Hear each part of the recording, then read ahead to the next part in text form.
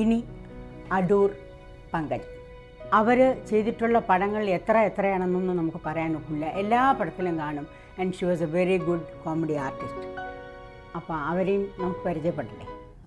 അമ്മ എങ്ങനെ ആദ്യത്തെ ആ സിനിമയിൽ അഭിനയിച്ചു? 1954 ഞാൻ മലയാള സിനിമയിലെത്തി. അതിനു മുൻപ് നാടകത്തിൽ അഭിനയിച്ചുകൊണ്ടിരുന്നു. ഓമല്ലൂർ ചെല്ലമ്മ, അക്ബർ ശങ്കരപ്പിള്ള, തുമ്പമൺ പത്മനാഭൻകുട്ടി, അങ്ങനെ അന്നത്തെ നാടകലോകത്ത് പ്രശസ്തരായ എല്ലാവരുടെയും കൂടെ നാടകം അഭിനയിച്ചു. അങ്ങനെ ഇരിക്കുകയാണ് ഈ സിനിമയിൽ അഭിനയിക്കാൻ എന്നെ ക്ഷണിച്ചത്. ഓമല്ലൂർ ചെല്ലമ്മയും അക്ബർ ശങ്കരപ്പിള്ളയും എല്ലാവരും ആ സിനിമയിലും ഉണ്ടായിരുന്നു. അതിനുശേഷം ഉദയായുടെ എല്ലാ പടങ്ങളിലും ഞാൻ അഭിനയിച്ചിട്ടുണ്ട്. ഞാനില്ലാത്ത പടമില്ല ഉദയായിൽ. ഒരു ദൈവമായിരുന്നു അദ്ദേഹം എന്ന് വേണം പറയാൻ. കാരണം എന്നെ പല പടങ്ങളിലും ഒഴിവാക്കിയപ്പോൾ മലയാളി പറയും, ആ പെണ്ണൊരു ഐശ്വര്യമുള്ളവളാണ്, അവളെ വെച്ചേ ഞാൻ തുടങ്ങും പടം. ഒരൊറ്റ ഷോട്ടേ ഉള്ളെങ്കിലും അവൾക്ക് കൊടുക്കും ഞാൻ. അങ്ങനെയാണ് നമ്മുടെ രാഖ്യമ്മ ഉണ്ടായിരുന്നിരിക്കെ. രാഖ്യമ്മ ഉണ്ടായിട്ട് രാഖ്യമ്മ പറഞ്ഞത് എല്ലാം അത് എന്നാ ഈ പ്രാവശ്യം എന്നെ വെച്ചൊരു പടം എടുക്കുക, ഒരു ഷോട്ട് എടുക്കും മലയാളി എന്ന് പറഞ്ഞു. ഇല്ലമ്മ അങ്ങനെ പറയരുത്, ഞാൻ അടൂരേക്ക് കാർ അയക്കുക എന്ന് പറഞ്ഞു. അപ്പോൾ ഒരു കാർ അയക്കാൻ ഒരു ഷോട്ടിന് വേണ്ടിയിട്ട് ഇവിടെ വരെ കാറ് വന്നിട്ട് എന്നെ കൊണ്ടുപോയി ഷോട്ട് എടുപ്പിച്ച് എന്നെ മുതലാളി അയക്കാറുള്ളൂ. എന്നെ വലിയ വാത്സല്യമായിരുന്നു. അത് പടങ്ങളൊക്കെ വിജയിക്കുന്നത് കൊണ്ടാണ്. ഓരോ പടവും വാരിക്കൂട്ടുമായിരുന്നല്ലോ. വലിയ ഇഷ്ടമായിരുന്നു മുതലാളിക്ക് എന്നെ. അപ്പോൾ എന്നോട് പറയും, എടി പെണ്ണേ, നമ്മുടെ പടം ഈ പടം ഉണ്ടല്ലോ 100 ദിവസം ഓടണമെന്ന് പറയും എന്നോട്. ഞാൻ പശുവിനെ കറക്കുന്ന ഒരു സീനാണ് ഭാര്യ പടത്തിൽ. പശുവിനെ കറക്കുന്ന ഒരു ഷോട്ട് ആദ്യം എടുക്കുന്നത്. എന്നാൽ പറയും, എടി 100 ദിവസം ഓടണമെന്ന് പ്രാർത്ഥിച്ചു. ഓടും മുതലാളി. 100 അല്ല, 150 അല്ല, 200 ആ പടം ഓടിയത്. അങ്ങനെ അതിലാണ് രാഗിണി ക്വാർട്ടേഴ്സ് ഒരു വീടുണ്ടാക്കി റൂമും കൂടെ കെട്ടിക്കൊടുത്തു. വലിയ ഇഷ്ടമായിരുന്നു രാഖ്യമ്മയെ, വലിയ ഇഷ്ടമായിരുന്നു. നല്ല ആർട്ടിസ്റ്റ് എന്നുള്ള നിലയിൽ രാവിലെ എണ്ണീച്ചാൽ മുതലാളി നടക്കാൻ പോകുമ്പോൾ അവിടെ കയറും, ഞങ്ങളെയൊക്കെ വിളിക്കും. രാഖ്യമ്മയുടെ ക്വാർട്ടേഴ്സിൽ അവിടെ ചെന്ന് വർത്താനം പറഞ്ഞൊക്കെ ഞങ്ങൾ പോരും. പിന്നെ വിജയശ്രീ ആയിരുന്നു അവിടെ താമസിച്ചത്. അങ്ങനെ ഒരുപാട് ആർട്ടിസ്റ്റ് ഉണ്ടായിരുന്നു. ഒരുപാട് ആർട്ടിസ്റ്റ് അവിടെ തന്നെ ജീവിച്ചവരാണ്. അങ്ങനെ റെഗുലറായിട്ട് പടം എടുത്തോണ്ടിരിക്കുക. മദ്രാസിൽ പോയപ്പോൾ ചിലമ്പൊലി എന്നൊരു ചിത്രത്തിൽ അഭിനയിക്കാനായി സുകുമാരിയമ്മ വന്നിരുന്നു.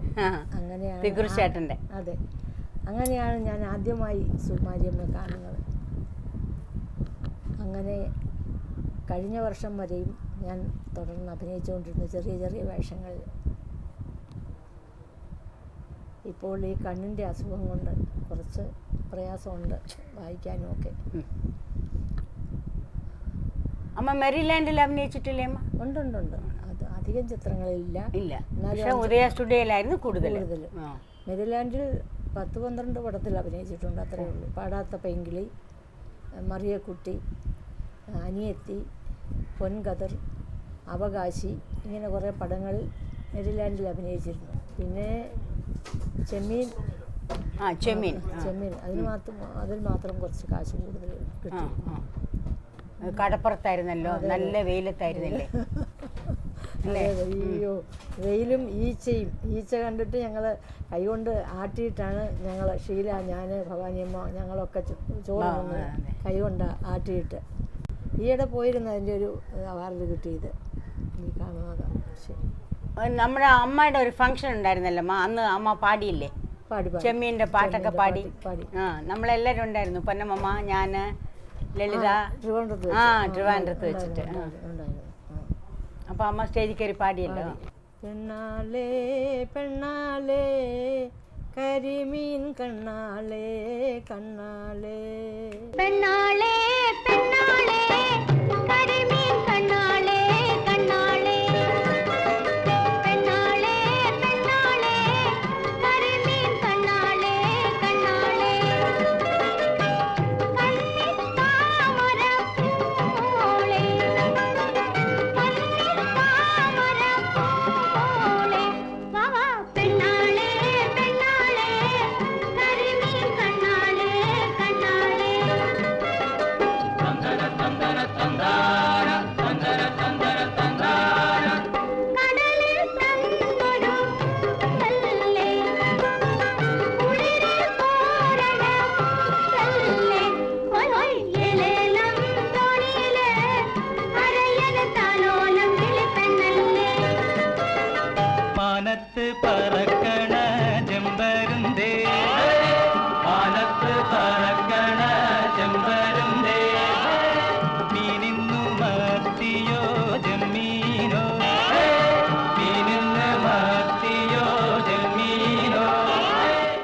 സത്യമാഷ് അങ്ങയുടെ കൂടാണ് കൂടുതൽ അഭിനയിച്ചത്. അതെയോ? അദ്ദേഹത്തിന് ഇഷ്ടപ്പെട്ട പാട്ടുകൾ ഉണ്ടായിരുന്നു.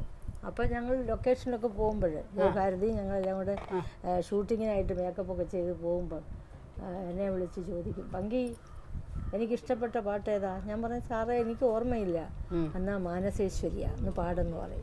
അങ്ങനെ മരിക്കുന്നതിൻ്റെ തലേ ദിവസം ഞാൻ പാടി കേൾപ്പിച്ചു ആ പാട്ട്. മദ്രാസിൽ അല്ല, മദ്രാസിലായിരുന്നല്ലോ. അതെ അതെ അതെ. മാനസേശ്വരി മാപ്പു തരൂ, മറക്കാൻ നിനക്ക് മടിയാണെങ്കിൽ മാപ്പു തരൂ, മാപ്പു തരൂ. മാനസേശ്വരി മാപ്പു തരൂ, മറക്കാൻ നിനക്ക് മടിയാണെങ്കിൽ മാപ്പു തരൂ, മാപ്പു തരൂ. ജന്മജന്മാന്തരങ്ങളിലൂടെ രണ്ട് സ്വപ്നാടകരെ